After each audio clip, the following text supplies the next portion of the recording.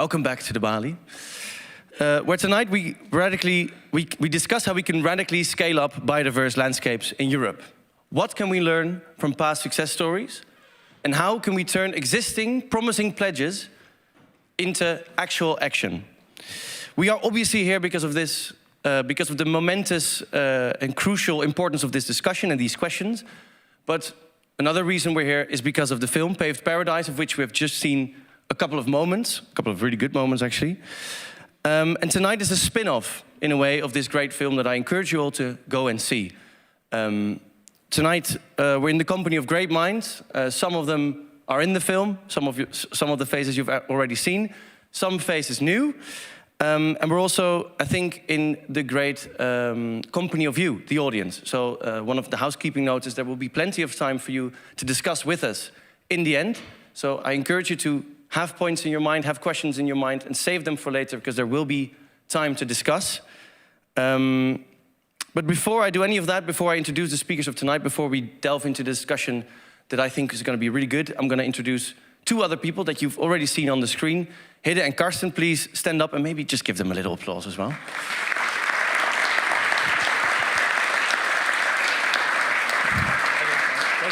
Yeah, you can go ahead and stand up. I think the camera in the back is going to pick up your faces, so they're going to see our backs, but it's all right. We're here for the audience anyway. So tonight we have a very important spin-off discussion that I mentioned already. But Karsten, if I can ask you, what did you want to accomplish by making this film?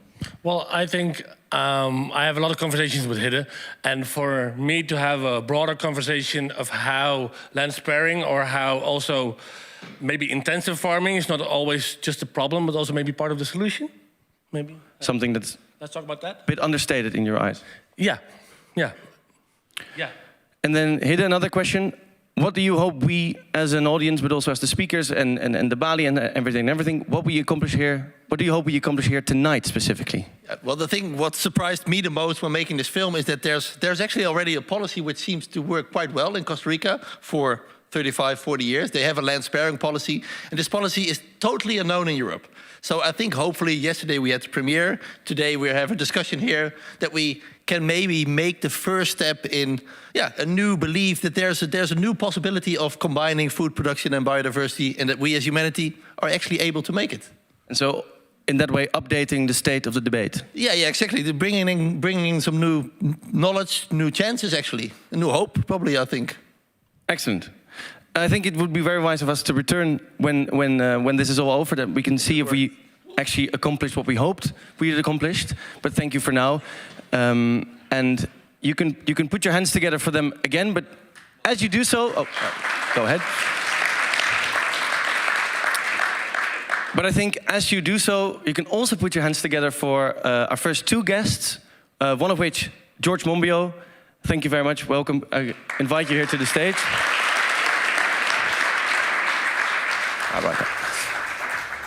And another guest who's actually here, not physically, we need to remind ourselves, but he's in the sky through the wonders of technology that have already been mentioned, and he's here through Zoom. And I'm gonna, I think a lot of people know you already, but I'm gonna introduce the two of you for the sake of completeness.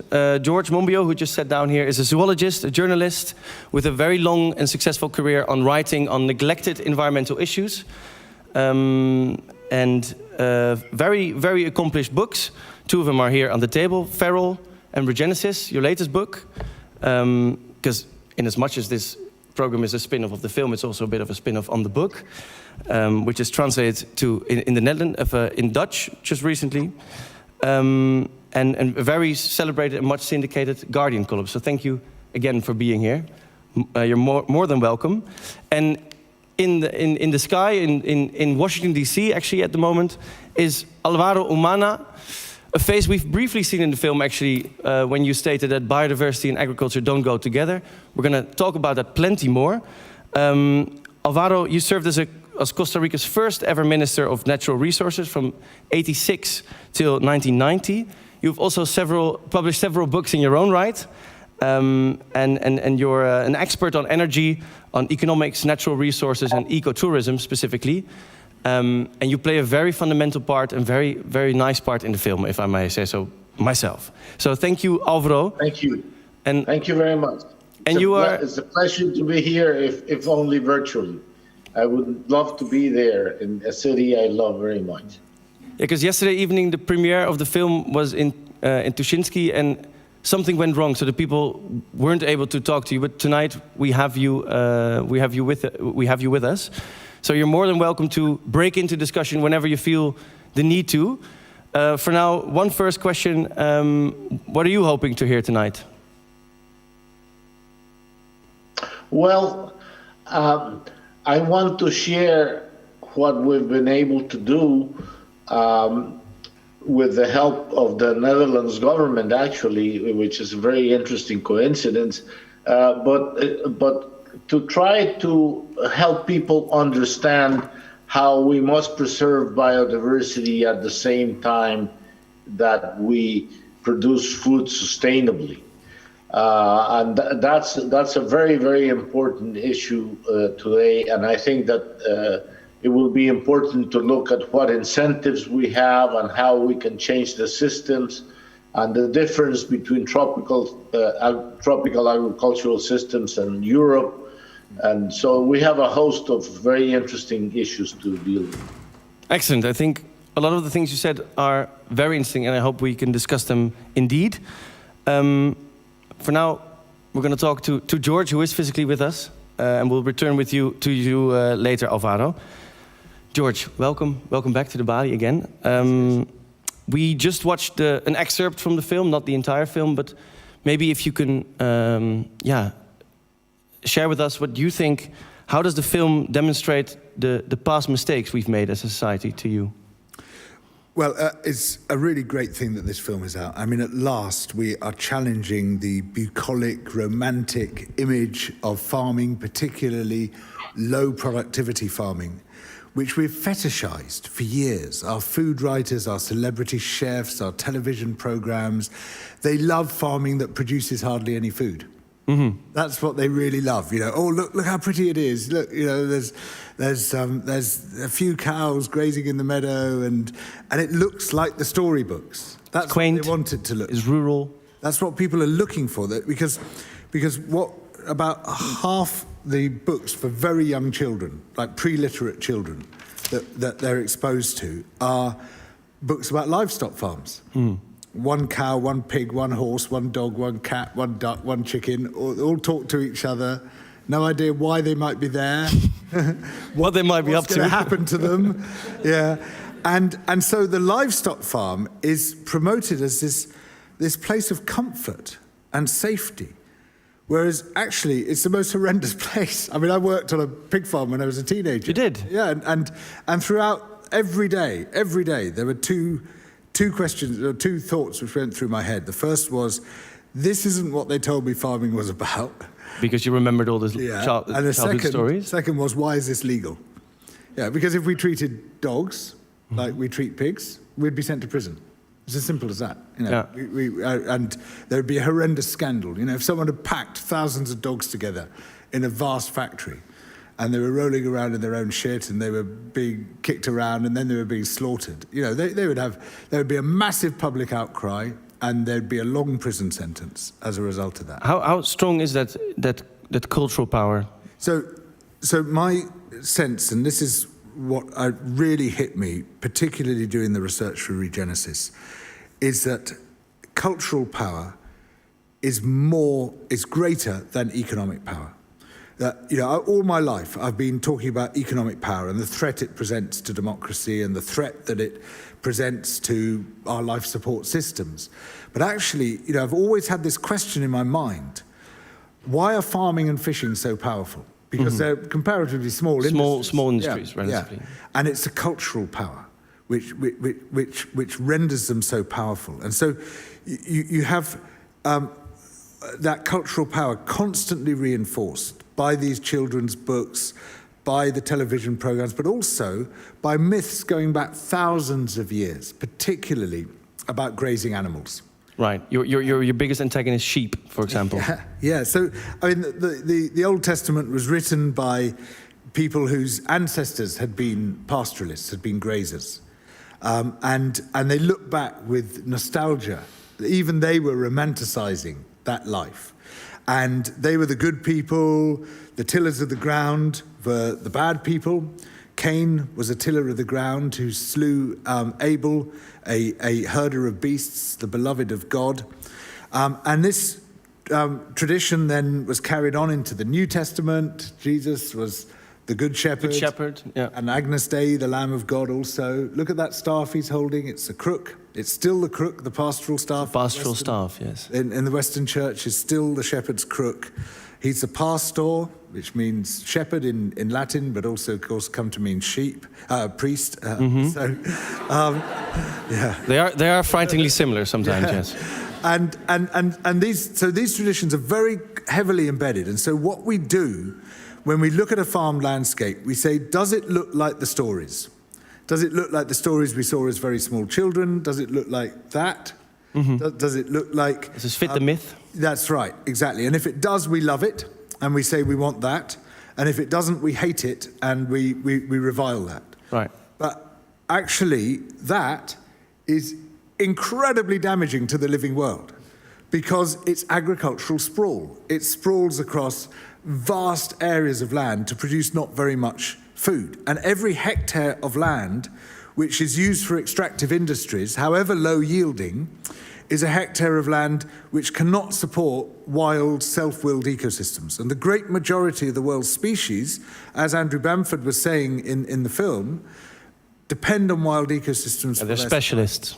Every hectare of land we use has an ecological opportunity cost and a carbon opportunity cost, because wild ecosystems are always richer in carbon than the extractive systems with which we replace them. And so if you've got a system which invokes massive agricultural sprawl, and livestock grazing sprawls over 26% of the planet, which is more than all other human land uses put together, then you have a system which has got a massive impact on nature. It looks pretty to us because it conforms with those old myths and the pictures in the books. But actually, it's devastating for nature. And what we need to do is to confine food production on as small an area of land as possible and rewild the rest. And rewild the rest. Yeah.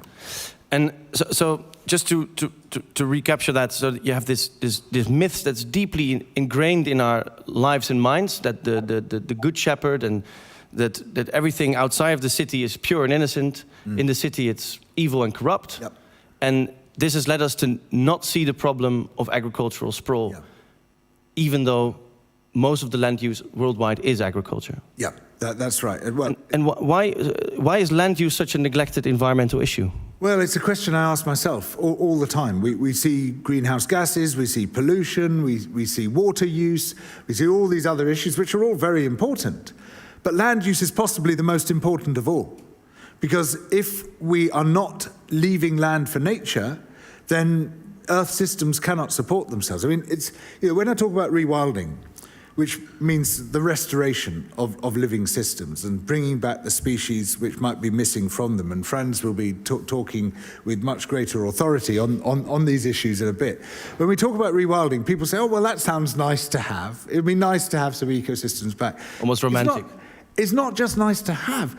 This is the only thing now which I think is going to get us through the 21st century. Only if we can rewild vast tracts of the planet, bring back thriving ecosystems to stop the sixth great extinction in its tracks, draw down much of the carbon dioxide we've already released into the atmosphere, only then do we stand a chance of avoiding Earth systems collapse. We talk about mass extinctions, right? And there have been 5 so far.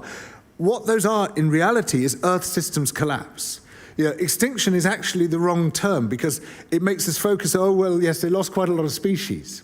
But it's not just the species, it's everything they were embedded in as well. And the event which most closely resembles the one we're heading towards if we don't pull out is the end Permian event of 251 million years ago. Being younger than me, you won't remember it. I was about to say it's before my time. And 90% of species were wiped out. All medium and large vertebrates disappeared, but perhaps even more importantly, if there can be anything more important than that, the whole Earth system just shut down. I mean, it was one big continent, Pangaea, it turned into red desert. That no significant plant communities returned for about 5 million years. Biodiversity took 50 million years to recover. Ocean circulation stopped. The entire ocean deoxygenated. All the soil was stripped off the land and went into the sea and caused a massive eutrophication event. This is what we're talking about when we talk about mass extinction. You know, it's not just the individual species that go, it's everything literally slips off the land. The whole thing shuts down. And that is the trajectory we're on. You know, we talk about climate, but this is a full spectrum assault on the living world. The two most important things you can do to prevent that collapse from happening: one, leave fossil fuels in the ground, right? Not necessarily in this order. Leave fossil fuels in the ground. Two, stop farming animals. Because livestock farming hits every Earth system. It affects every single aspect of what keeps the living planet going. It's very hard to rank those, whether it's more important to leave fossil fuels in the ground or more important to stop farming animals. We plainly need to do both. If we do both, we've solved about 95% of the problem. There's still synthetic chemicals, there's still other issues like that. We need to tackle those, but that is about 95% of the problem. That would be sufficient to stop Earth systems collapse. If we don't do that, then there's a very good chance that Earth systems collapse is going to happen. It might even happen this century. And a very important point in saving these living systems and having them protected, having them have the possibility for us to rewild systems is the land sparing. And I think something that I found interesting reading your book, but also watching the film, is a problem that came to my mind over and over again. How do we actually make sure that every square meter that we save, we actually rewild? Because I think in the film, there's an example of the peppers in the Westland, so in these high technological greenhouses. Yeah. And they managed to get huge yields from very small amounts of land, and it's really impressive. Yeah. However, nowhere on the package of the paprika it says X amount of hectares have been saved, or this has become wetland or forest. It's an absolutely crucial point. So that's where we need policy. You can't just leave it to the market and assume that it'll work. I mean, there's very good substitutes now for, or they're being developed very fast for animal products. But if you say, we just leave it to technology, we just leave it to economics to sort out, that's got negative power, but you also need the positive power to say, so the land we spare, we're going to retire from productive or extractive industry, agriculture, and we're going to give it to nature. Otherwise, biofuel, for instance, could occupy that land. Mm-hmm. You know, there's a limit to how much we can eat, but there's no limit to how much we can burn, and biofuel could occupy all the land that we spare. You know, that's one danger. So we have to stop that from happening, and biofuel's a total disaster. And then we say, right, you know, here's the policy. We're going to rewild this land, and then what do we do to make that work? And in some cases, you'll bring back a few ruminant animals. You might want a few cows, a few horses in there, but at a very low level, just to create what ecologists call an intermediate disturbance regime. But one of the things which has been done constantly is to muddle that up with a production system, which has... To compare them, actually. Well, it's to say, oh yeah, we're doing that. No, you're not. You're doing something completely different. If you're producing livestock for the market, you've got far greater densities of livestock, you've got almost no wildlife at all. If you have a few previously domesticated animals as proxy herbivores to replace the ones which have become extinct, you know, at natural densities, the densities which would naturally be there, then it's a totally different, I mean, far, far smaller numbers, really tiny numbers of animals by comparison. So to our eyes, quite high, but nowhere near enough to feed the world. No. I mean, you're talking, so if you look at the NEP wildland, which is a very famous rewilding scheme in the UK. In Sussex. Yes, in Sussex. They produce, they have slightly misleading propaganda. They say, you know, this is the way to farm meat. You say, well, yeah, this is the way to farm meat if only multimillionaires ate meat. Because they produce 54 hectares of meat 54 kilos per hectare per year. And that means if we turn 10% of Britain into NEP, you could each eat one small portion of meat 3 times a year. But that isn't what happens, because with all luxury products, when they're scarce, it's only the rich who eat them, and they eat them as much as they want, and nobody else eats them. That's the way it would be. So, there's no way to feed people, but it gets muddled up with the production system. Yeah. So we have to fetishize high yield systems. Yes, we have to celebrate high yield systems, but we have to the greatest extent possible, make them low impact systems. So the holy grail in food production should be high yield, low impact. Now that's really easy to do when you're producing bacteria. The single cell revolution, the one cell revolution, is going to be the most important environmental technology ever developed, because that enables us to get out of animal farming and retire about 30% of the planet's surface from extractive industry and rewild it. As environmentalists, instead of saying, "Oh, Frankenstein food, it's new, so we hate it," we must be getting behind this. It's an absolutely crucial technology. It's not enough, because we also need to lock the changes into place with politics. We need a whole series of other changes. And the issues that do exist with intensive farming, like pesticides. Yeah. So we will still need to grow grain and fruit and vegetables, and the yields have to be high. The holy grail is to keep the impacts low. And so that's where soil science comes in, because only when we better understand the soil can we radically reduce the amount of ploughing, the amount of inputs, the farm chemicals and all the rest of it, while also maintaining high yields. Yeah. And we're going to talk a lot about how that the land sparing actually is spared for nature. We're going to be spending a lot of time actually tonight on that topic. But also I want to introduce something that's in the film that I think is really, really interesting, something that which to me was an important lesson. And I think we even have a picture of 3 landscape models that the film shows. So there's the very wilded landscape on the one hand that which, if I believe you, we absolutely need to prevent systemic collapse of life systems. There's the highly productive landscape, so intensive farming sustainably. But then there's a third category, and can you tell a bit about what we see here? I would make that one in the middle about this wide. Right. Yeah. Have a little bit of it as a farm museum, great, to see what it was like. But that rewilded landscape, which isn't just forest, incidentally, it would be a mosaic of systems. Yeah, if you've got simplistic. Yes, exactly. That incorporates everything that's good about what we call a cultural landscape. You don't actually need that block really at all, except unless you want to see a museum of how people used to cut the corn with scythes. Maybe you'd want that. But actually it becomes unnecessary if you've got functional ecosystems taking place, where you would have a lot more tree. It would basically be a wooded landscape. Some parts of it would be complete closed canopy forest. Some parts would be open forest. Some parts would be wood wetlands, pasture, maintained by your bison. I mean, ideally wild herbivores, but a few proxy herbivores, sort of wilded cows, wilded ponies, deer, and then ideally you want the predators hunting them. Now, we used to have in Europe, up until about 30,000 years ago, elephants, rhinos, hippopotamus.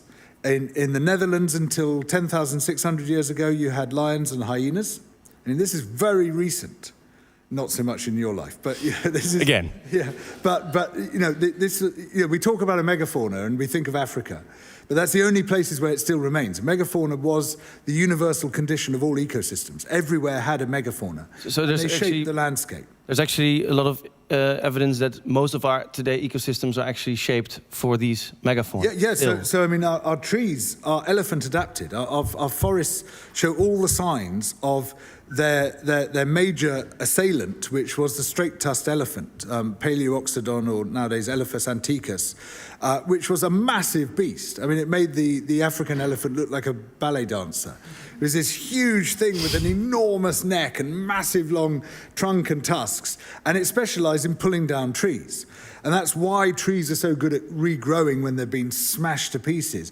It's also why understory trees, such as, I don't know what the names are in Dutch, box, is it buis? and Holly and you, I'm sure Franz will know these names. Hulst. Yes. Even though they're much smaller than the big canopy trees, they carry less weight, they're subject to fewer shear forces from the wind, they're much stronger and harder to break than the big canopy trees. Why is this? Because an elephant could get its trunk into the top of the tree and pull the thing down if the wood and the roots weren't so fantastically strong. Yeah. And if you try to cut a holly tree down, it's a very different experience. Even if you're an elephant. Yes, exactly, from cutting an oak tree down, for instance. And I think I can clearly understand why you would say that the cultural bit in like ecologically in the most highly attainable way would be this size. But what I've seen in the film is actually that third bit, that cultural landscape, was actually quite good in getting across the message of this of the importance of the rewilding. So the cultural landscape was actually, because a lot of people still love it, they still have that almost mythical attachment to cultural landscapes. I think that bit of the film was a muddle, to be honest. Yeah, It's a great film. No, that's why I'm interested. How do you view that? And then no heckling. I think we're gonna have like. I'll be interested to hear what you have to say about it, and then I think we invite Alvaro to discuss with us. Yeah, no, sure. So I just think that actually we're looking at rewilded landscapes, just different sorts of rewilded landscapes. Some have got more trees, some have got fewer trees. Why call one a cultural landscape and one a forest? You know, there's no clear distinction. In nature, it doesn't have these distinctions. You have dynamic, shifting ecosystems. Trees are coming up, trees are falling down, holes are being dug, ponds are forming, ponds are draining. You know, it's the point of, you know, a natural system is a highly dynamic thing. It doesn't stay still. It doesn't stop as one thing or another. If you're trying to maintain a cultural landscape, you have to manage that intensively to make it look like that storybook. Yeah. You don't have to do that to have a highly attractive biophilic landscape, one that we just instinctively love because we evolved to exploit landscapes like that long before agriculture. And that, you know, if you've got a functional ecosystem, that will be created. You don't have to have a separate box saying culture. You just put both those boxes together under the heading of rewilding and let nature get on with it. It's brilliant at doing that. Right. Let's explore that further later on. Alvaro, for now, it would be nice to broaden the discussion and to start hearing your voice again.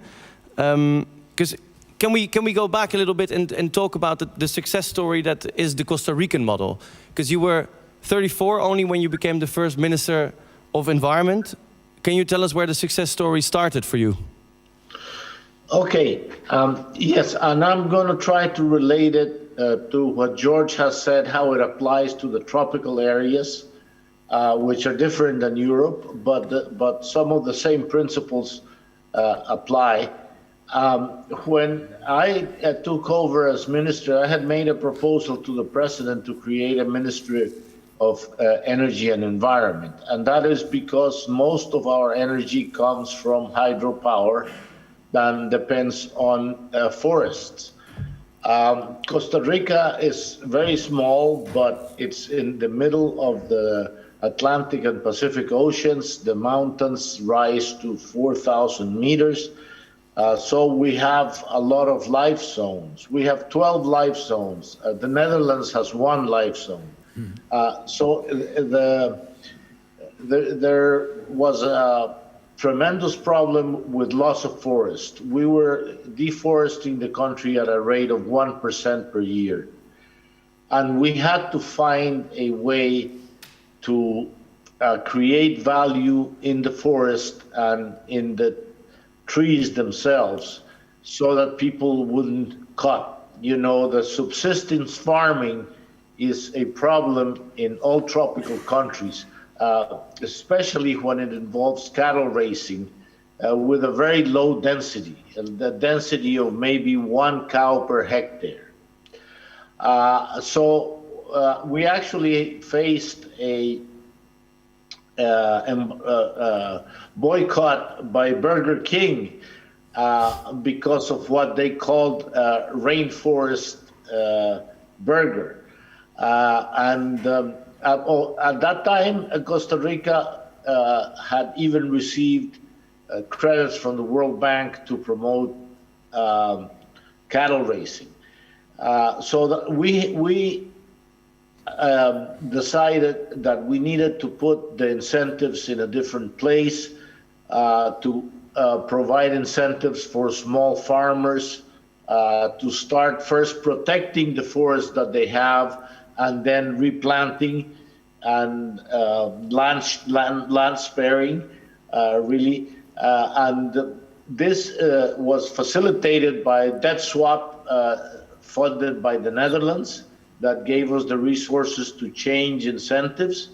And when I took over, the forest cover was 30%, and now, you know, we have expanded. It's critical to protect your best biodiversity zones.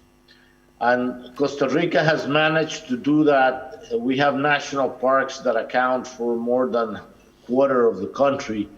But we also have other protected areas like indigenous areas where the culture and the forest are the same. But in other areas where cattle racing prevailed, it was more like a Wild West mentality of cattle herding. And Alvaro, how did you Yes. how did you incentivize the farmers to pick a different route, and how did you actually make them understand that forest was more valuable than pasture? Okay, that was very important. And the way to do it was to pay for ecosystem services. We started to pay for protection of the forest and for reforestation. And so that people could see that the trees themselves were valued.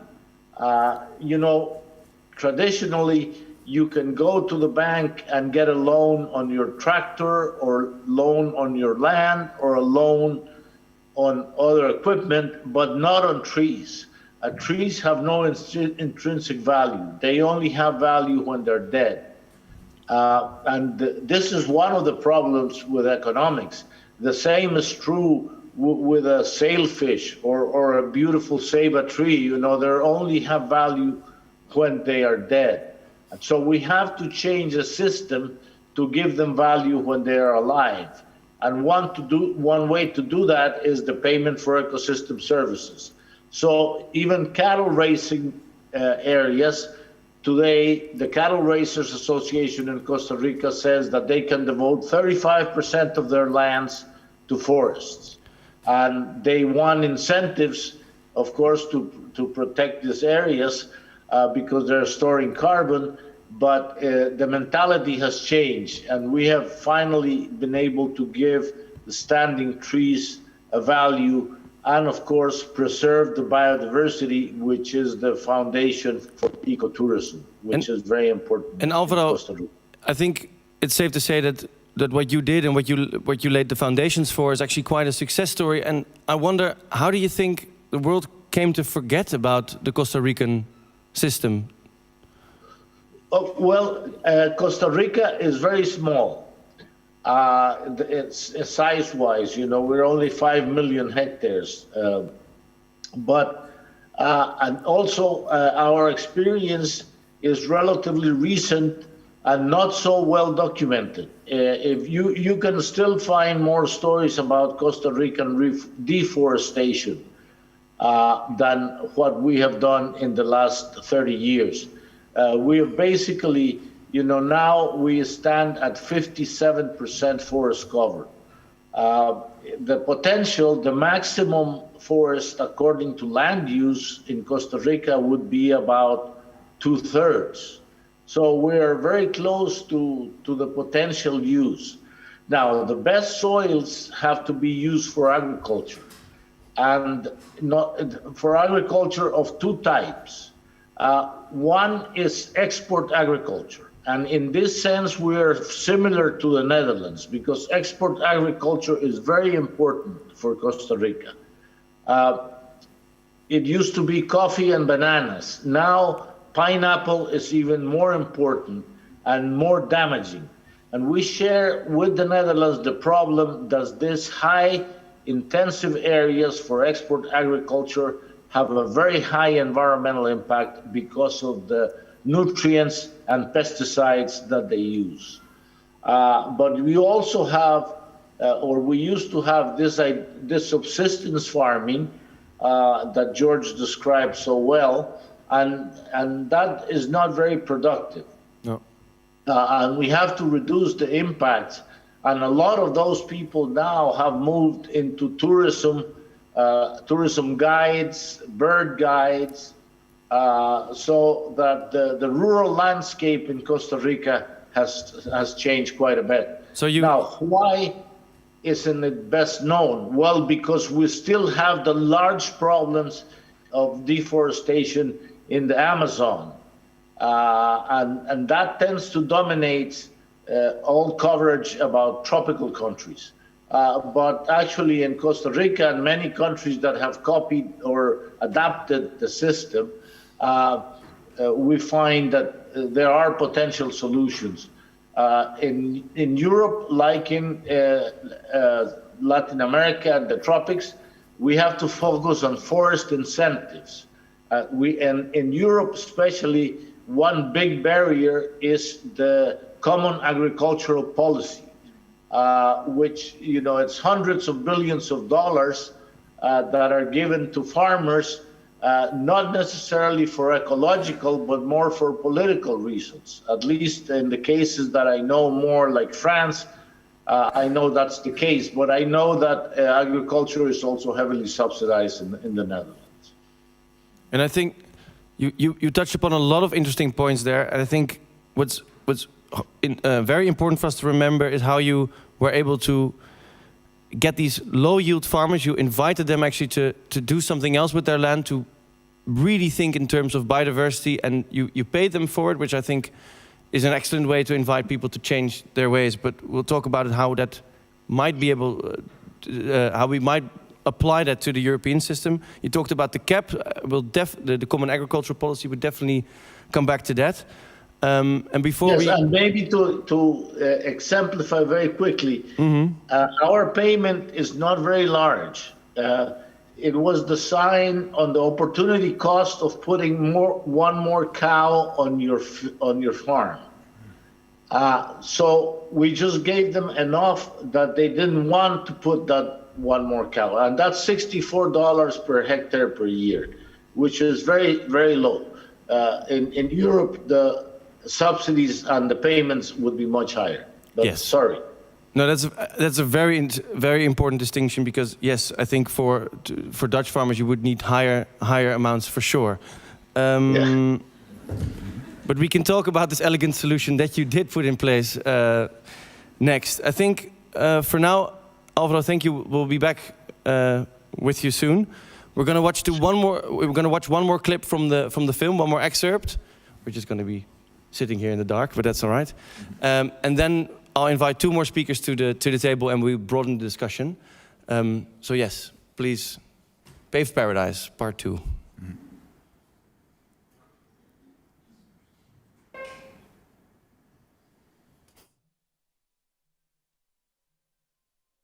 Yeah, so the real urgency of the problem is not being felt. And I think this clip, however brief, illustrates quite well what the political reality is. And it exemplifies our challenge to remind governments of past pledges. But what do you see? Well, that political reality has just hardened big time in the Netherlands, hasn't it? It is. And we have a movement which is effectively in denial of the problem. I mean, the question I would put to the Bay is, like, what if you caught the car? We have an expression in the UK, the dog that caught the car, you know, because dogs chase cars. They chase cars. They chase cars. And if they catch a car, it's pretty bad news for the dog, you know. So if the BBB took power in the Netherlands, and then said, right, okay, so right now, what are we going to do? Because it's a bit like they've Brexit. got a law to implement, exactly. You know, so either you defy European law, you defy the ruling of the State Council, and then what happens? Who knows?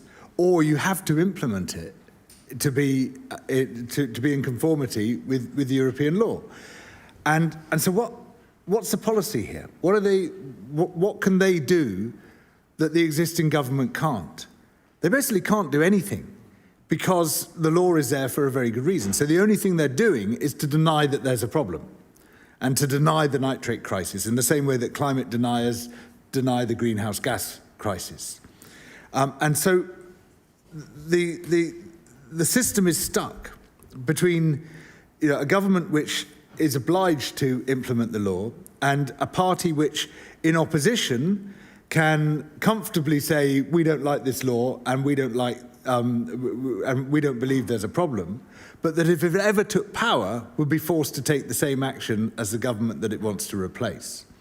And in the meantime, the nitrate problem just gets worse and worse and worse. And the cultural power of the farmers has now been multiplied by the international far right, which has latched onto this issue in a way which I find extremely disturbing.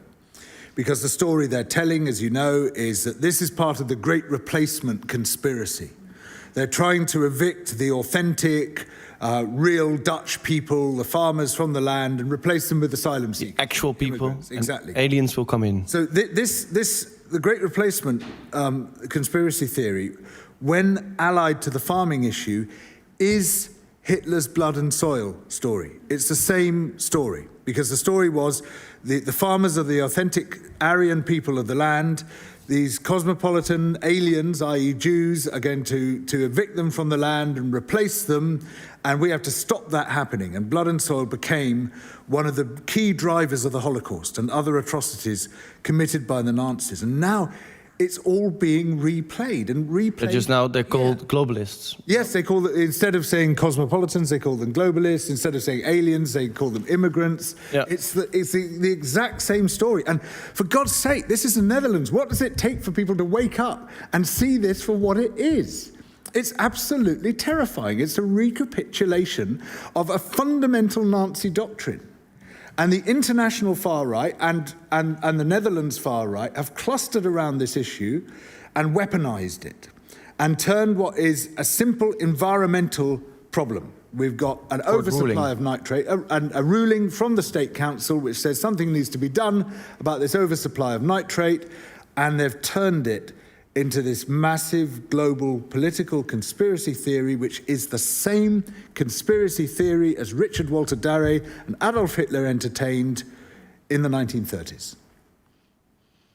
And in light of both the political reality that we've seen from this clip and this very worrying estimation, which this estimation, I think it is time for us to invite two more guests and talk about best practices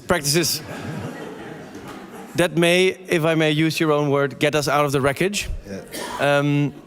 So without further ado, Jessica den Outer, please come to the fore, give her a warm applause. Yeah.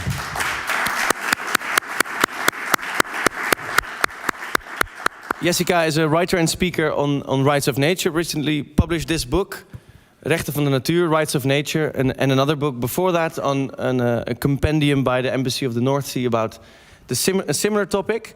Not a theory book at all, a very practical book about examples all over the world in which a rights of nature approach actually changes the game altogether. Really interesting perspective, and I think it's also time to invite Frans Schepers, practitioner of rewilding, a word that we've heard come to the front.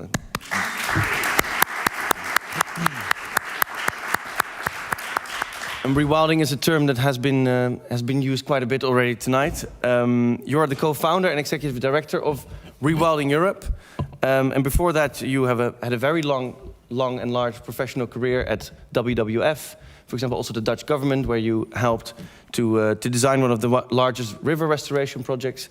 We're very happy to have you here tonight. Thank you. Welcome. So, with all this being said, can you tell us perhaps, how you have been listening to the conversation thus far, Frans? And also, in what way, in your eyes, the rewilding approach is a distinctive step from traditional conservation and how it might be a trope in solving climate crisis? Well, that's a big question. Listening what George just said, my God, where do we start from here? But I would say that looking at Europe, we all grew up in and a cultivated landscape. And we believe that if we don't manage and cut and prune and mow and manage nature, things will go wrong. I think it has been very clear that this is, of course, not right. And if we talk about nature in other parts of the world, we talk about savanna, tropical rainforest. But in Europe, we talk about small-scale farming landscapes. And I think we need a paradigm shift in thinking what nature could actually be in Europe. Call it cultural landscape. I mean, if we make a decision as people in Europe, we want more wild land, call it a cultural landscape. You know, I agree with you, George, to put those two together and look at it as a spectrum where, you know, think about a scale from 1 to 10, where 1 is, you know, here the Leidse Plain, and 10 is wilderness, which As you get rid of the third box. And you just combine them. One skill in the wildland. Well, it's a bit of a semantic discussion maybe about boxes. But what I want to say is that we can rewild large spaces in Europe. It can start in your back garden, take out the stones and the concrete and have wild flowers and a pond. And you can rewild city parks. You can rewild big landscapes. You can rewild oceans. And the beauty of it is that creating the right conditions for natural process to happen will then blow your mind. It will show you incredible results. Nature is extremely resilient and can bounce back if we allow it to. And I think that's a story of hope, because we are every day, I mean, don't read the newspaper because there's a big message every day with negative news. And so how can you give young people a future perspective? And people are angry, are afraid, climate change, we had all the protests. How can you put that into action? You can do another protest, and I think it has to happen. It's very important, but I think you can also start rewilding. So that's right. What we are for. And that's a much more beckoning narrative than... Yeah, it's a new narrative, I would say, for conservation. Call it an innovation, and we actually don't use the word conservation anymore. Itself already says, the wrong thing. I also don't like to use the word biodiversity. I call it nature, because a lot of people really don't associate with this terrible word of biodiversity. Call it nature, or natural life, or natural systems. I think lots of people understand that much better. And one of the things where looking at the discussions, Bas Eickhout, I really think he is just he's mixing up things, and he is denying what's happening in reality. So if we talk about land sparing, in Europe, we have seen over the last decades a huge rural depopulation. Young people move to cities, old generations stay behind. Already in 2010, we did a study with the Institute of European Environmental Policy, where they modeled, what has happened when it comes to land abandonment, because young people leave the city, leave the countryside, because they don't want to become a shepherd or pick olives or whatever in these very marginal landscapes. They want to go to the university and cool cafes, have an iPhone and have a modern life. And that's really what's happening for decades. So the calculations were that in Europe, another between 18 and 35 million hectares of land will be abandoned. So here we go, land sparing. And all generations stay behind.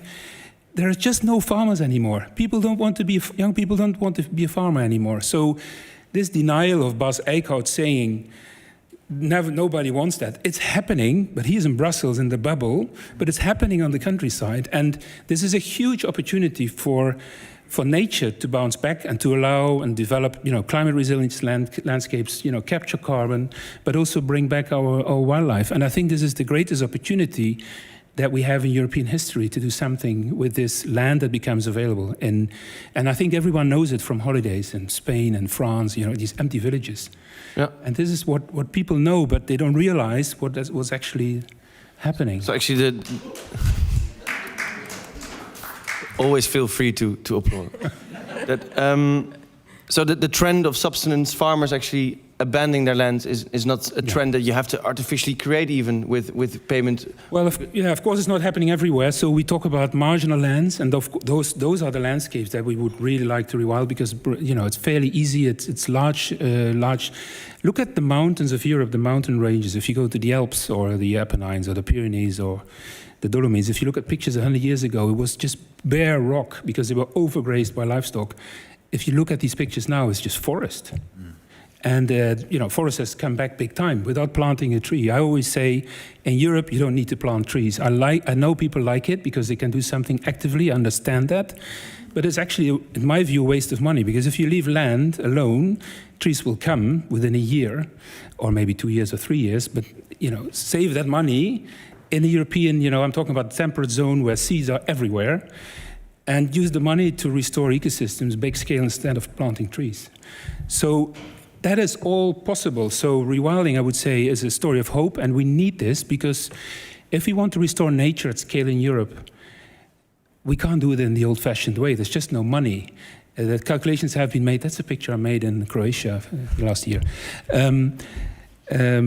If you want to manage all of our Natura 2000 landscapes in Europe in this way, it would cost 4.6 billion a year, because you need people, you need labor, you need machines, you need petrol, depreciation, all of that.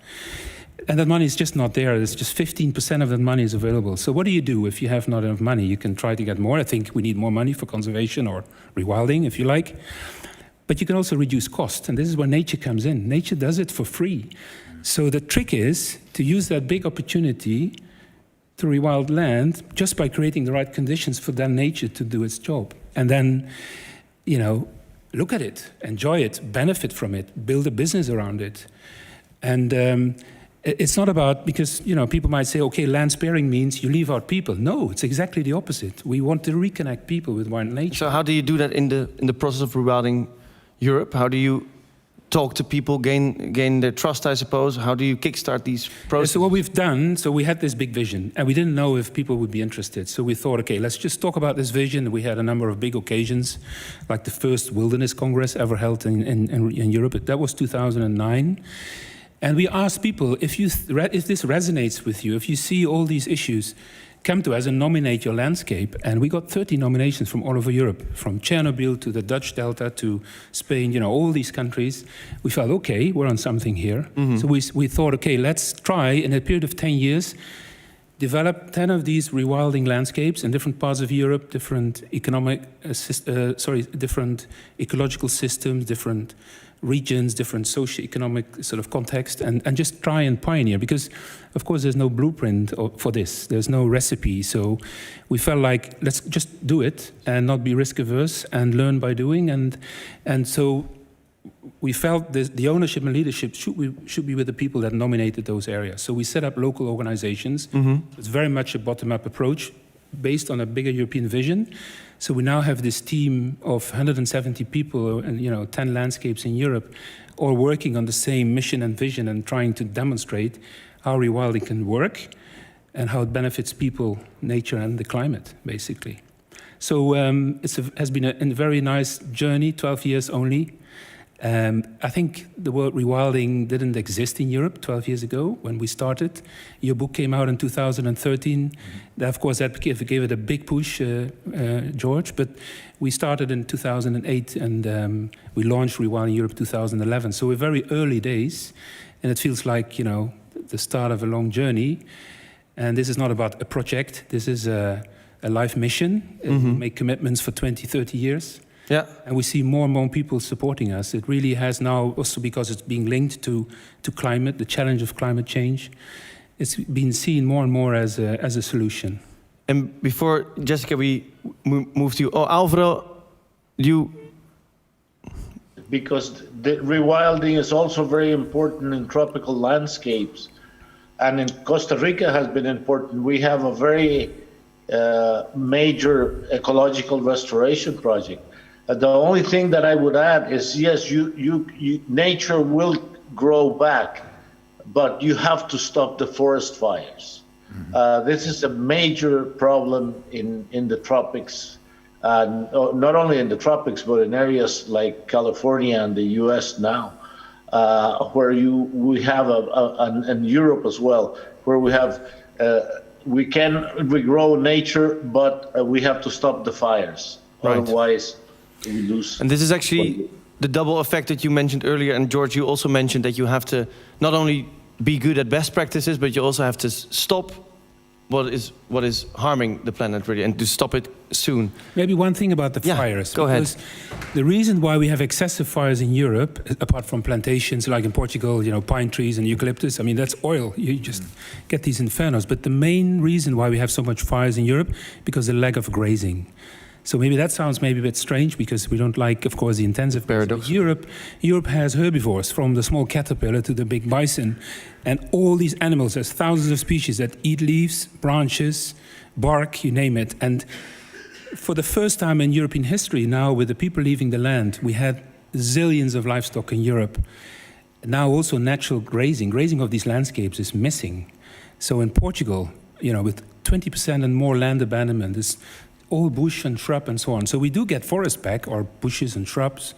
That will eventually grow into something interesting, but we're missing the large herbivores that actually shape the landscape and create all these sort of patterns and dynamic systems where all these species depend on. I think the majority of the biodiversity in Europe, to use that word, or the species richness of Europe, is not in a closed canopy forest. That's a misunderstanding. This is in everything between bare soil up to closed canopy forest, all these mix of mosaic landscapes.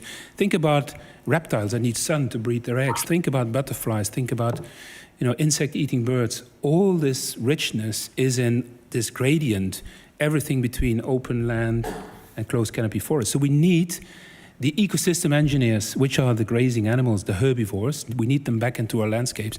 And this is what we do in Portugal. We bring back these large herbivores. We call them the grazing fire brigades because they eat that substance and they reduce the risk of fire, which is also, by the way, also cause of, if you prevent fire year after year after year, and there is a fire, it's much bigger than if you would have a fire every year. So there's a lot to say about fires, and there's a big connection with grazing. That's a very interesting connection. I think also something to connect what Alvaro has said before and what you're saying right now, and maybe tie that to Jessica's perspective, is that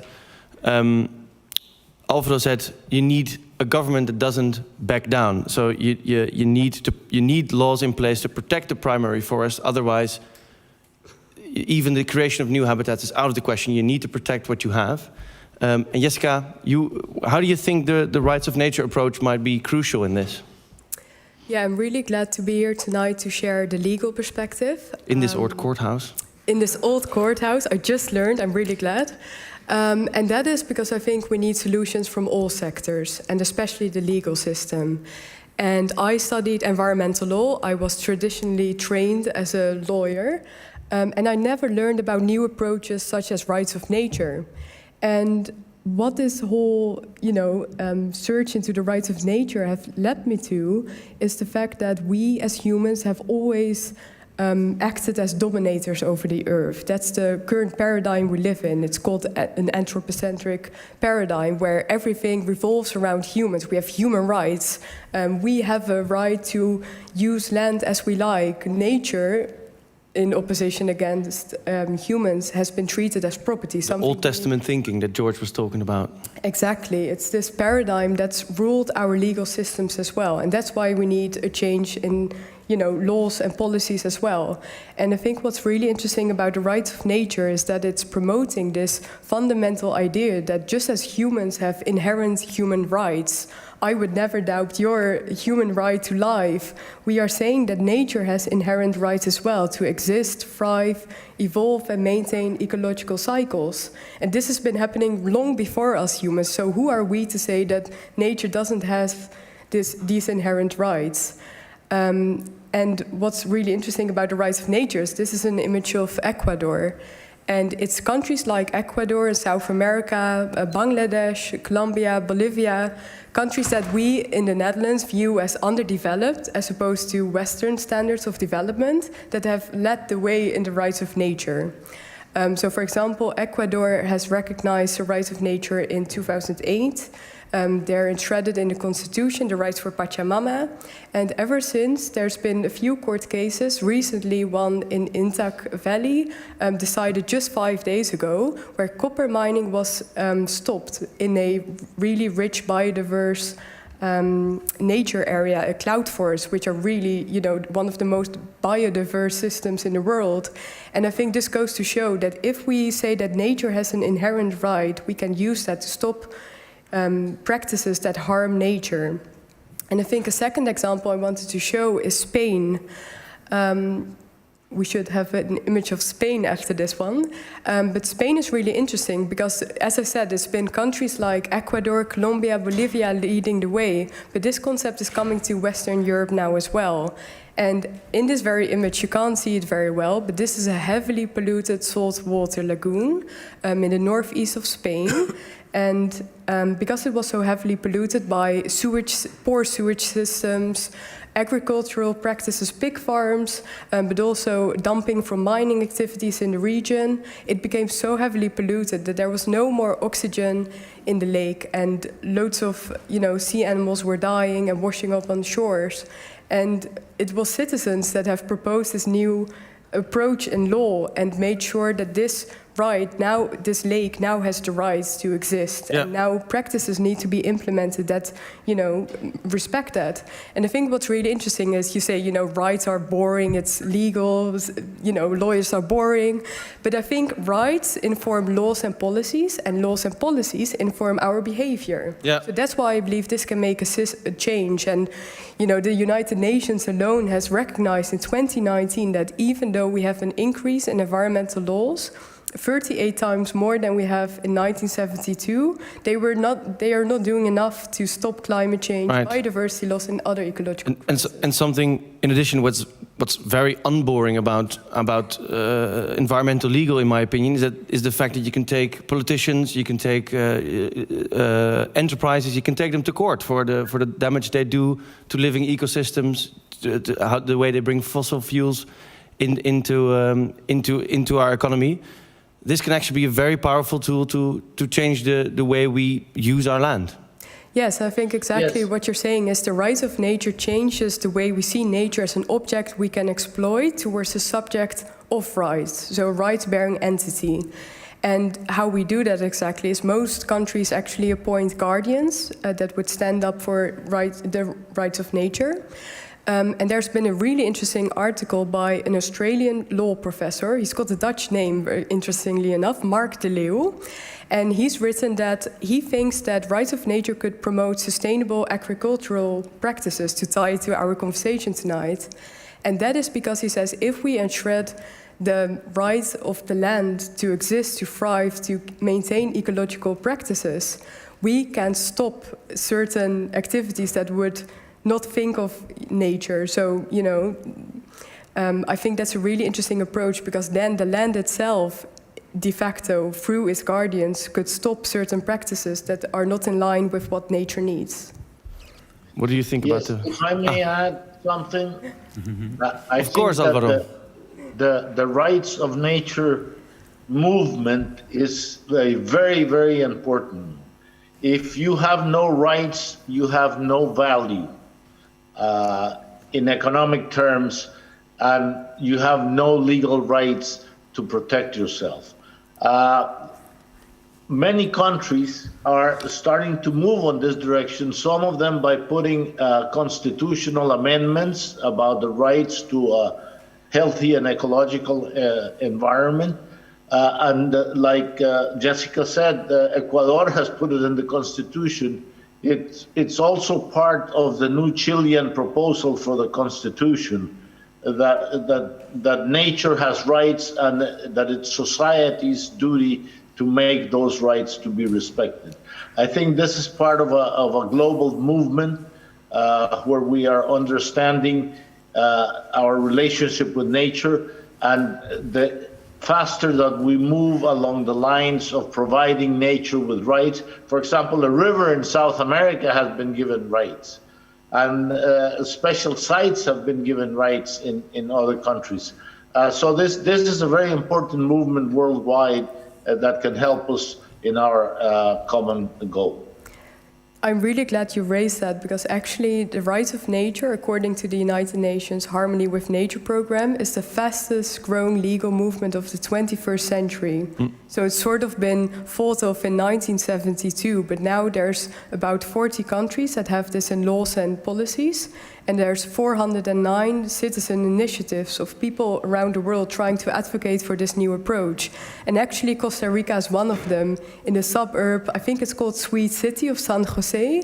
They're debating rights of pollinators and then reimagining the way you need to structure cities. Yeah. Because if pollinators have a right to be there, how do you plan cities? I think that's a really interesting approach. That is really exciting. So George, listening to both Frans and Jessica, and also the wonderful input by Alvaro, what do you think if we talk Europe?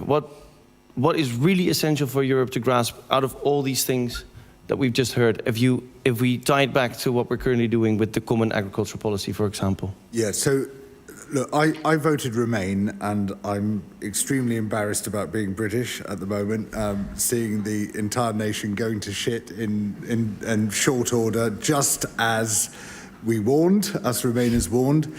But had I voted entirely on agricultural matters, I would have voted to leave. Because the one benefit of Brexit is getting out of the common agricultural policy, which is an absolute catastrophe. It's one of the major drivers of deforestation and habitat destruction on Earth today. And it's just full of perverse incentives. You know, for a start, it's highly regressive. Everyone in Europe transfers their money to some of the richest people in the world who own the large land holdings, including extremely corrupt politicians in the Czech Republic and Hungary who grabbed land in order to harvest the subsidies from it. Nothing gets done about that. And it also creates this massive standing incentive to clear land in order to qualify for European subsidies, because the land has to be in agricultural condition. You don't actually have to grow anything on it, it just has to look as if you could grow something on it. Yeah, just have to This take is the how trees away, perverse it is. And I've seen in Transylvania the heartbreaking sight of these beautiful woods and wood pastures, these stunning ecosystems being ripped down and burnt solely so that people can qualify for European subsidies. And every 5 years they say, we're going to sort this out. We're going to sort this out. And yes, it's all going to change. And nothing changes because of the power of Copper Cajacan, the big farm lobby. And the farm groups have got a stranglehold on European policy. It's that cultural power backed by the economic power of the big feed industry, the chemicals industry, and the rest. And by the time the nature groups get in there to say, well, how about this proposal and that, all the decisions are being made. It's a totally corrupted system which has strayed a long way from its original purpose and is doing nothing but harm. So that policy has to go. If Europe is going to be what it claims to be, which is a place that values nature and is seeking ecological and environmental recovery, then the first place to start is the common agricultural policy. It has to be ripped down. Mm-hmm. And then in potential that was just a mere thumbs up by Alvaro this time, which I told him before was always an option, just to put the thumbs up. But I think so. There's no system within the EU framework that gets more public money than the cap. No, that's right. So why isn't there public outcry that the money that we do have, the common money that we do spend, is used on perverse land use? Well, it's a very good question. I mean, this is taxation without representation. The only people represented in the decisions when it comes to deciding what the common agricultural policy is going to be are the farming unions. And the people who pay for it have no say in that whatsoever. It's a fundamental repudiation of democratic principles. So, why aren't you all up in arms? Yeah. Why aren't you? Mm-hmm. Well, we'll definitely. Actually, that's a nice cue that in a couple of minutes we will be opening the floor to discussion, audience question, and then I want to hear your outcry. What could the EU do in potential? And I'm curious to hear from you all. Actually, what tools, what methods have we heard tonight that the EU might uptake to actually start? We've heard from Alvaro exactly what could be done, and you could use the same money. That's the thing. You don't have to ask for any more money than we're pouring into this ridiculous system already. These vast billions every year which are being spent by the European Union. You repurpose that money, and you pay people in exactly the same way as Alvaro was paying people in Costa Rica. That is the model. We don't have to reinvent it. It's right here. A couple of thumbs up again from... Yeah, so if you want to rewild land, even though there's lots of land abandonment where there's no farmer to receive any subsidies, then goes to all sorts of other people that use it for building houses, whatever. And we see that a lot, or people just mow, and then they throw the hay in the corner, and that's it. Money is in, and I think rewilding should become, and I think that's also what Alvaro is saying, it should become a competitive form of land use. And the subsidies, they're not only perverse and they give the wrong incentives, but they disturb something that would happen naturally if they wouldn't be there. You create natural competition almost. Yeah, so there was the story about, again, our Green Party person in the film. He said there's no support for this idea. And I think that if there would be no cap subsidies like this in a country like France, France would look completely different. It's keeping that sort of the connection with the cultural landscape. And I think, of course, if we have villages, we have places in the Netherlands even where there is, depopulation and where we see public services, closing down, all of that. It's not nice. But it's happening at large scale in Europe, and the question is, how can we turn this threat into an opportunity? So choose for a different model, because trying to sort of having a cramped sort of attitude to, we need to pour in money to keep it there is not going to be the solution. There needs to be an alternative model. And I think rewilding is one of them. I'm not saying this is the holy grail, but there's huge opportunity for doing all these things we want to do, combined with eating less meat, because we haven't talked about, plant-based diet a lot, to be honest. But if you look at, if we reduce our meat consumption, which is maybe something at the shorter term that we could achieve, it has a quadruple win, because most of our land in Europe, 70% of our land, is just used for growing food for meat, for animals, for livestock. For non-human consumption. Non-human consumption. We're not growing food there. We're just growing food for livestock. So eating meat is the best. Stop eating meat is the best thing you could do. It reduces huge amounts of water use. The carbon, methane. All these things. So if we talk about land sparing, I think eating less meat and stop using all our land for fodder is a big one.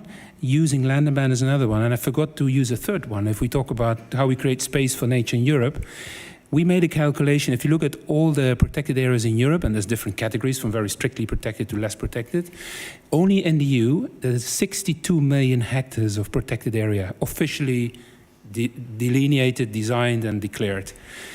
And if you look at the ecological integrity or the functionality from ecological point of view of these landscapes, it's very, very low. So there's huge opportunity, even in our protected areas that people regard as, this should be okay, right? It's not.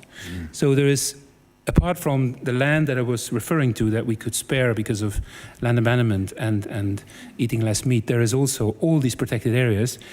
And I was inspired by the Wilder Parks Initiative of Rewilding Britain, and we're now speaking with European organizations to start something called Wilder Parks in Europe, where we're going to beef up, the wildness of our parks and restore systems. Can I say that beef up is not actually... Sorry, that's not a good word. But I like it. Okay. But increase, We need to debeef them. Yeah, we need to debeef, but at the same time, increase there's a huge opportunity there as well. So I see lots of opportunities, and I think we need hope, right? We can't continue to just tell all these bad stories. We need to provide people with a perspective. In particular, young people. We in Rewilding Europe, we see an incredible interest in early career professionals and students about this idea. So I'm very hopeful in a way, and we need to allow them to grab this opportunity by providing whatever we can do. We have a representative here of the European Young Rewilders. This is going to grow. It's becoming a social movement, I would say. And that's what I like about the Rights for Nature as well. It's sort of bottom-up grassroots approach. Now, professional lawyers are looking into this, and it doesn't come from government. We shouldn't wait for government, right? Change comes from society. And then government responds or not, but I think we should just carry on. Jessica?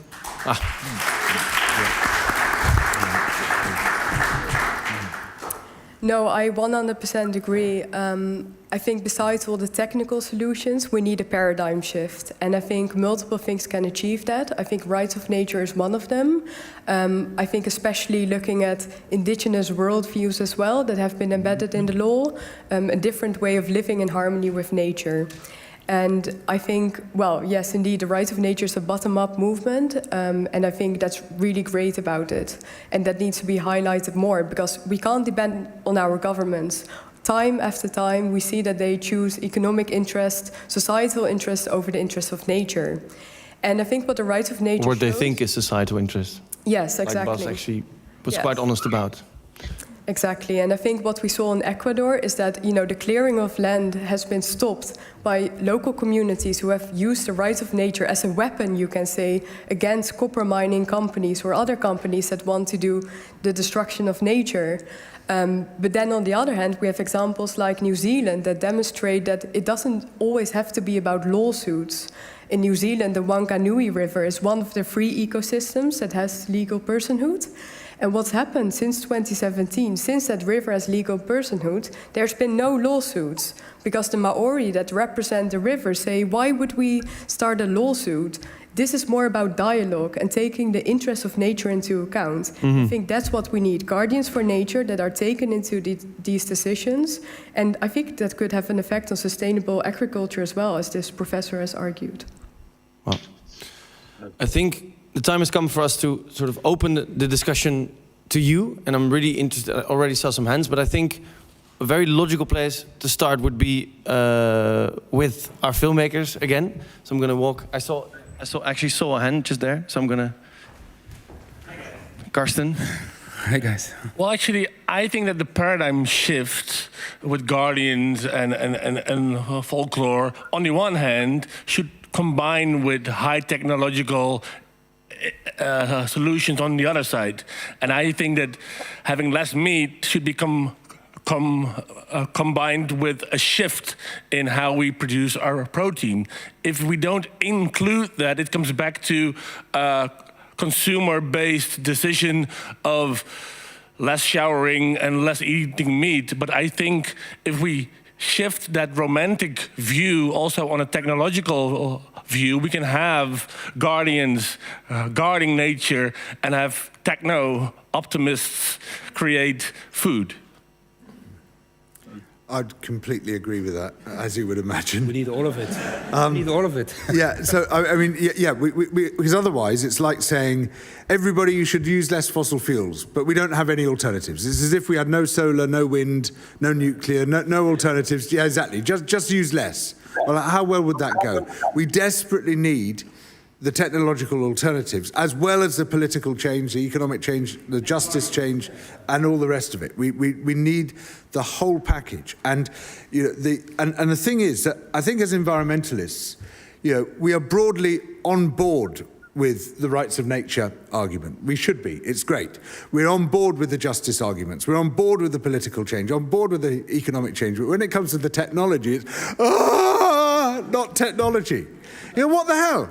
I mean, you know, I've got friends, environmentalists, right, who will not have a microwave oven in the house because they think it's going to kill them. But they do have a wood-burning stove, which will kill them. We're neophobic. This is our fundamental problem. What we're afraid of is the new stuff, even if it's much, much better than the old stuff. Yeah, and we've got to get past that as environmentalists. We've got to put aside these childish fears and judge every technology on its merits. We either say this is going to help us or this is going to harm us, but we do so on the basis of an actual understanding of what it is, what it can do. And not just on the basis of a nice picture. Yeah, exactly.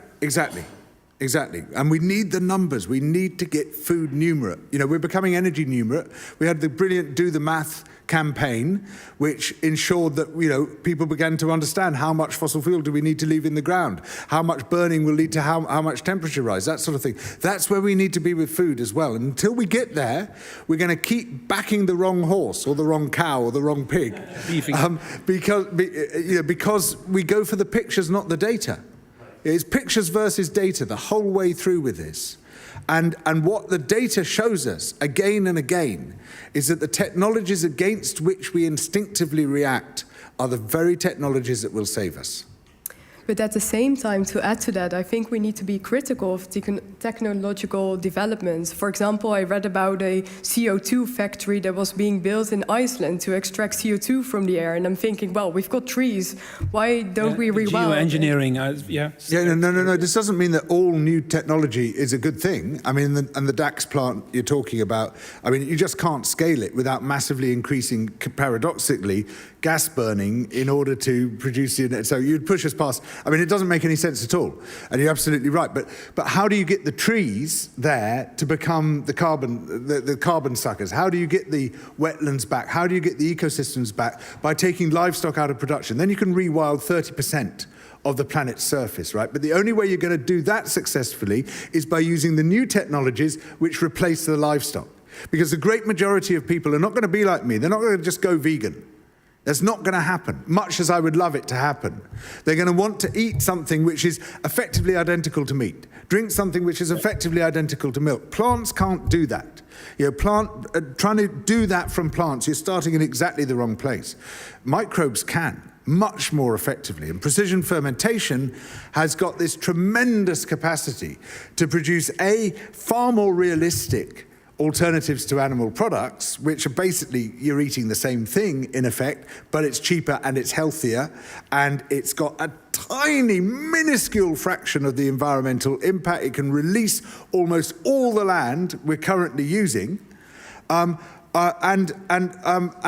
you know, that is the way that we're going to go forward on this. Otherwise, you know, you're just saying to people, be better citizens. And actually, moral suasion has got very limited impact. And George, I think, and then I'll actually go to all of your questions. I think one thing that you said is judge every technology by its merit, and then listen to the quants rather than the poets. But also something that I'm wondering, how do you think that we can actually benefit from the cultural power, which is stronger than economic power? How can we use the cultural power to our advantage? Well, I think we are developing a great culture around nature. We are developing a renewed love of nature all over the world. Costa Rica, you know, is a fantastic example of how people have developed a new love of nature, and it's now embedded in your culture, isn't it, Alvaro? You would say that, you know, the Costa Rican culture has got nature at its heart now. And that's what we need to do everywhere. Exactly. I've seen a couple of hands here. Please stand up, then everyone can see you. So I'm a journalist and I cover a lot of European politics and climate, and I've been noticing this growing thought in the past years that I'm like, I don't know that people should be allowed to vote about climate change policy. And I've been sort of not telling anyone that. And I noticed in the European Court of Human Rights, in the case that was last week, that was an argument being used by one of the lawyers who represented the people taking the Swiss government to court, that she was like, maybe people shouldn't be able to vote for this. Maybe climate policy should be just written into international law. And I wondered what you thought about that. Like, it was kind of mind-blowing for me to see that in a formal structure seriously being discussed. Do you want to start on that? Thank you. Yes. Well, I mean, this is not my area of expertise, but I do know that there's an increase in, I think what you're referring to as citizen assemblies, which is, you know, being discussed here in the Netherlands now as well. And I think, well, honestly, I think people should be able to vote on things that are going to affect them. So I'm not sure where that argument came from, but I think, you know, climate change is something so profoundly impacting on our lives, but education is a very big part of that. And then I'm relating it to Brexit, which, you know, where we saw that the lack of, you know, clear education and the lack of, you know, scientific facts have led to a decision that might not have ended very well. I'm not sure what you think about. Well, there are certain things we're not allowed to vote on. I mean, we can't get together and decide as to vote that you should die. Yeah, we can't vote to kill you or to kill a group of people or to do things which are considered in countries with a constitution, i.e. not the UK, to be unconstitutional. There are certain things which are considered fundamental legal tenets which cannot be voted away except with the supermajority, etc. And surely the driving force of planetary destruction, which could bring about the sixth great extinction and effectively end most life on Earth, including our own, should be one of those things. Yes, I would like to add to this, because the UN Convention on Climate Change is precisely an effort to come to a global treaty whereby it would be international law that rules climate policy. But we have seen 40 years of very, very slow and difficult progress. And instead of, for example, the cuts that Kyoto mandated, which were based on recent emissions, now the only way we have found a way to agree on climate is to make this very large goals, but very far into the future. And I would rather take small gains next year than 50% cut by 2050.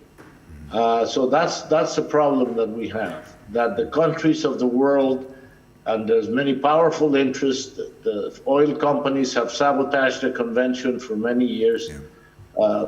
We have not been able to come to this agreement that would make climate policy an international treaty.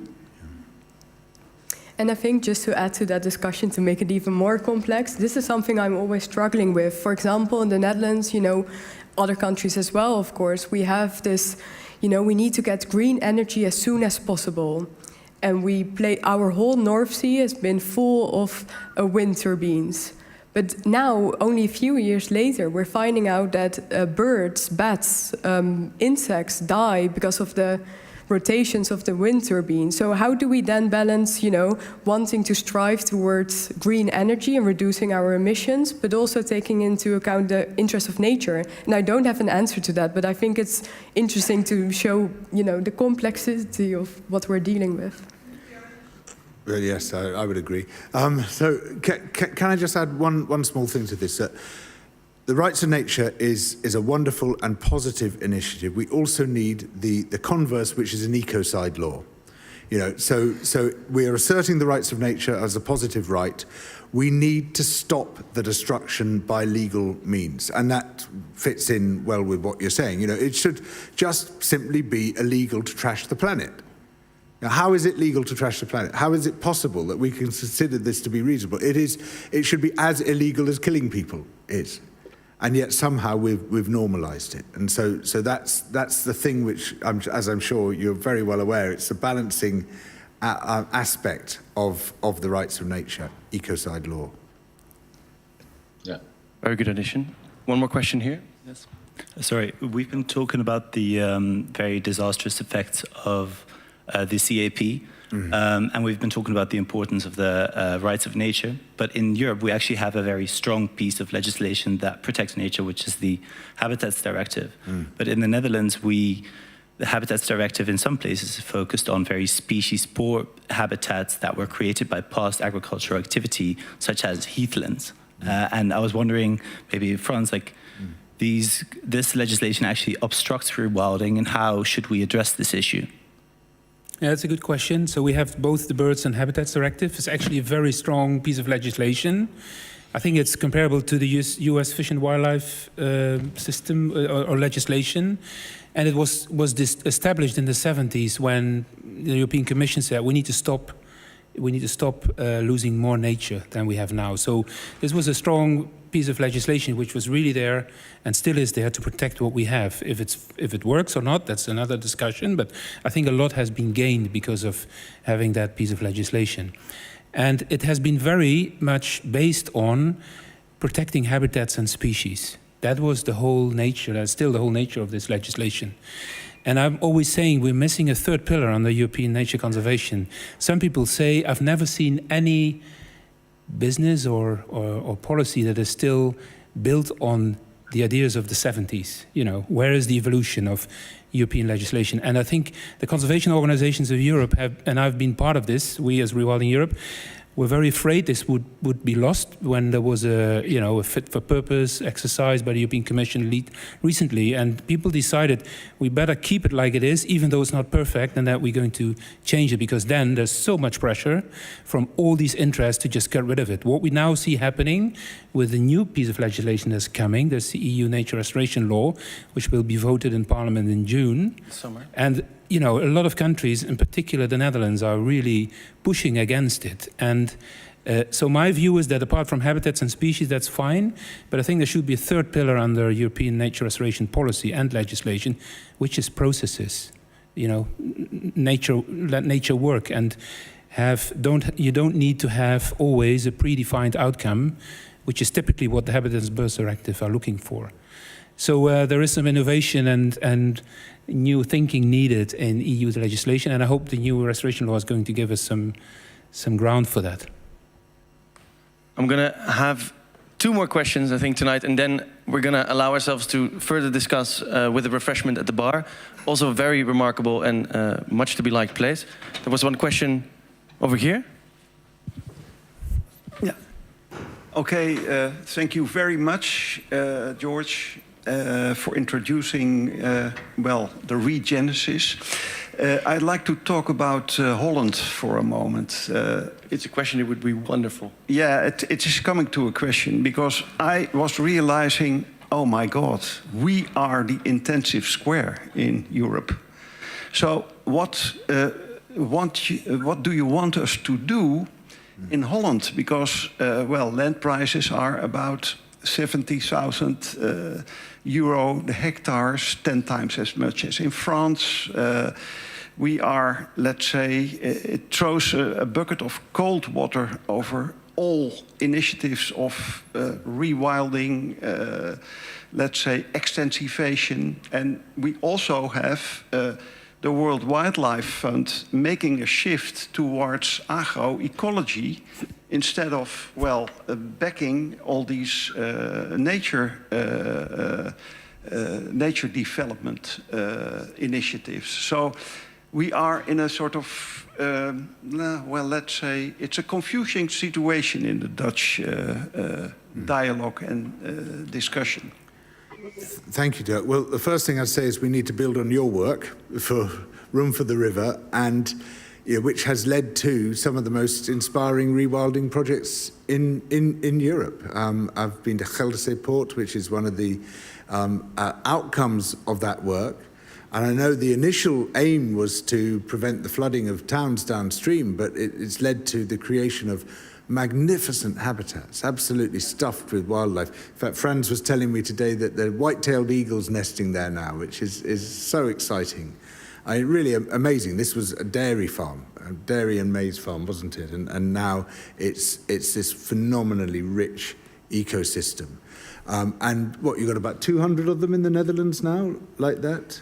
Wild-tailed eagles? No. Not so many. Rewilding sites, and mostly along the rivers, yeah? Yeah, rewilding has mostly happened along rivers, but also more in marshlands and dry areas as well. So that's a thrilling precedent, and it's actually, it's an internationally inspiring example. But you're absolutely right. I mean, so we've got these 2 parallel problems taking place in Dutch agriculture, this massive nitrate crisis and a massive nature crisis. How about solving them both at once by turning that land back over to nature? Now, obviously, I recognise that there might be some slight political resistance to that. But, we have to confront that. It's not enough to say, oh, well, the farmers say something, so we have to go along with it. We do not. We really do not. And we have to put the counter case to say, sorry, why are we paying you to pour shit in our rivers? Because that's fundamentally what we're doing. Yeah. Why are we paying you to turn the land into green concrete? Because that's what we're doing. Why not use the same money to do what Alvaro was doing in Costa Rica? Public money for public goods. Yeah. Okay, final question of tonight. Yes, hello. Thank you for all your information and also hope. But I was wondering if we would look, I'm a grief therapist. we would look at it as a grief process. Because sometimes you hear, like in Switzerland, they go to the glacier, it's melting, they make a ceremony with music and artists, and then it gets less denial, but it becomes more something which really emotions you, like the film you showed. You realize we are doing this as human beings to the nature. Would that be a good approach, the grief? You are pointing at me. Well, I think we have a word for that even. The people call it landscape pain, you know. I think people are, you know, myself, if you walk around and you see all that happening and you see it deteriorating year after year after year. Yeah, I mean, I think it's important to grieve or to mourn about it if you like, but I think we should try and, if possible, and maybe not for everyone, to turn it into positive energy and try to do something about it. And as I said, you know, start in your backyard. You can do things. And so I would say that, you know, I was talking about rewilding becoming a social movement maybe at some point, but imagine we're all in the mode of leaving something better behind than we see it, right? So we just go into the restore mode, all of us. And that becomes a life philosophy. Imagine. I think there's a lot is possible if we make the right decisions, or if we, as individuals or activists or organizations or lawyers or politicians, you know, there's so much possible, and we need to get this engine running, right? And some of them will be front runners, others will come after. But I fully appreciate your work, Alvaro, you've done in Costa Rica. Was there 20 years ago, a long time, but it's amazing. And this is just one example. Much more is possible. Grieving is what you do when someone has died. It's not dead yet. We still have the living planet. We can bring it back. We can restore so many of our missing ecosystems. I mean, we've lost a lot of species, yeah. And we've lost a lot of function. And things won't get back to what they once were. But they will get back to something much richer, much more engaging, much more functional than we have at the moment. So, yeah, let's pause the grief and, you know, save it for when things really do go. And if we do that, perhaps we can stop that disaster from happening in the first place. And maybe just to add to that, I'm gonna, just time-wise, I think this was a very strong closing remark. Because I'm not going to uphold the promise that I made early on to return to the filmmakers, which I'm sure we can all do at the bar. I am going to uphold my promise to thank you all. I think this last point was actually very crucial. It is not over, and we still have plenty of wonderful things to look forward to if we engage with the material truly enough. In the meantime, you can do that by reading these books, watching the film, Pave Paradise. Thank you for now to our lovely guests, Jessica, George, Frans, Alvaro, all the way from Washington, D.C. Thank you so much. Thank you.